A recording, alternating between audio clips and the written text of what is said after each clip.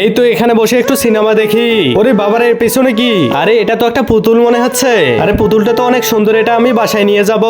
এই বেবি পুতুল, আমার অনেক ঘুম পাচ্ছে, তুমিও ঘুমাও আমিও ঘুমাই। এই নাও শুয়ে দিলাম তোমাকে, আমিও শুয়ে পড়লাম। সো ফাইনালি আমার প্ল্যানটা সাকসেস হয়েছে। আরে কে জানি আসতেছে, তাড়াতাড়ি পুতুল হয়ে যায়। এই তো বাড়িওয়ালা ঘুমাচ্ছে, এই সুযোগে তার টাকা পয়সা সবকিছু মেরে দিতে হবে। ওয়াও কতগুলো টাকা।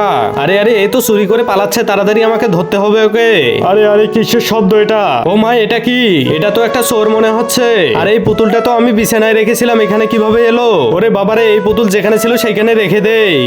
চম্পা তুই আমার হাত থেকে বাঁচবি ভাবছিস? এই চম্পা তোমাকে আমি ছাড়বো না, তোমার প্রতি প্রতিশোধ নেওয়ার জন্য আমি অনেকদিন ধরে ঘুরছিলাম। আরে আরে যিশু আমাকে হেল্প করো তাড়াতাড়ি।